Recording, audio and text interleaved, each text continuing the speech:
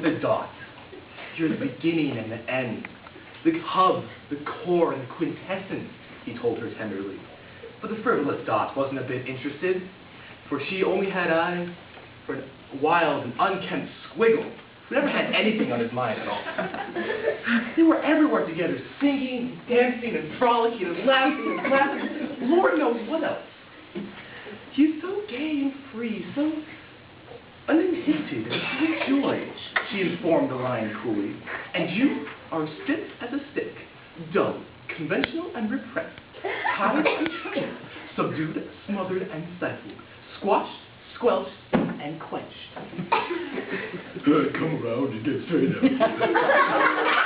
The squiggle added with a rasping chuckle as he chased her into the high grass. But why take chances, replied the lion without much conviction. I'm dependable. I know where I'm going. I've got dignity. But this was small consolation for the miserable lion. Each day he grew more and more morose. He stopped eating or sleeping, and before long he was completely on edge. His worried friends noticed how terribly thin and drawn he had become, and did their best to cheer him up. Well, she's not good enough for you. She lacks depth. They all look alike anyway. Why don't you find a nice straight line and settle down? But he hardly heard a word they said. Anyway, he looked at her. She was perfect. He saw things in her that no one else could possibly imagine. She's more beautiful than any straight line I've ever seen, he sighed wistfully. And they all shook their heads. Even a lion for his feelings, they felt this was stretching a point. And so he spent his time dreaming of the inconstant Dot, imagining himself the figure she was sure to admire. The lion as a celebrated daredevil. The lion as a leader in world affairs. The lion as a potent force in the world of art. The lion as a fearless law enforcement agent. The lion as an international sportsman. But he soon grew tired of self-deception and decided that the squiggly mind might have the answer after all. I lack spontaneity. I must learn to let go, to be free, to express the inner passion of me. But it just didn't make any difference, for no matter how often or how hard he tried, he always ended up the same way. And yet, he continued trying and failing and trying again, until when he had all but given up, he discovered that at last, with great concentration and self-control, he was able to change direction and bend wherever he chose. So he did, and he made an angle. And then he made another, and he made another, then he made another, and another, and another, and another, and another. Hot stuff, he shouted, much impressed with his efforts. Then, in a wild burst of enthusiasm, he sat up for half the night putting on an outrageous display of angles and bends and sides. Freedom is not a license for chaos, he observed the next morning. Oh, what a head. There and then, he decided not to squander his talents in cheap exhibitionism. For months, he practiced in secret. Soon he was making squares and triangles, hexagons, parallelograms, rhomboids, polyhedrons, trapezoids, parallelepipeds, decagons, tetragrams, and an infinite number of other shapes so complex that he had to letter his sides and angles to keep his place.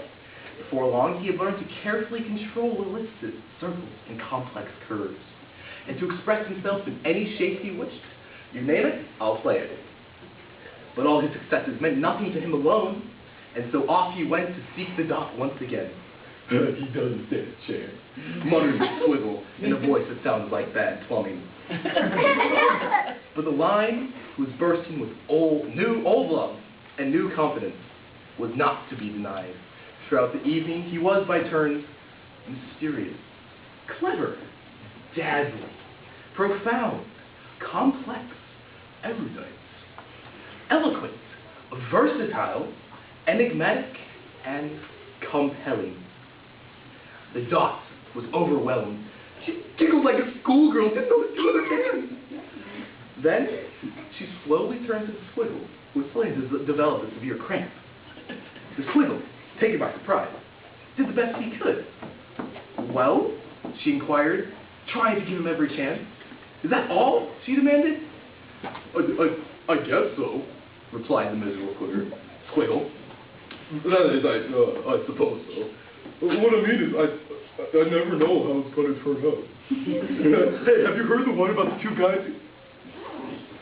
The dot wondered why she had never noticed how hairy and coarse he was, how untidy and graceless, and how he mispronounced his L's and picked his ears.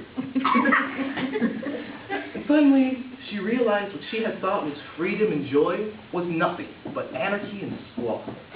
You are as meaningless as a melon, she said coldly.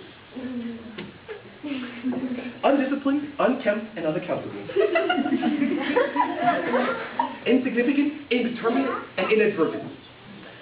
Out of shape, out of order, out of place, and out of luck.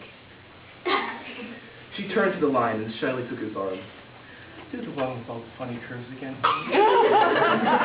She cooed as they strolled away, and he did, and soon they did, and lived, if not happily ever after, at least reasonably so.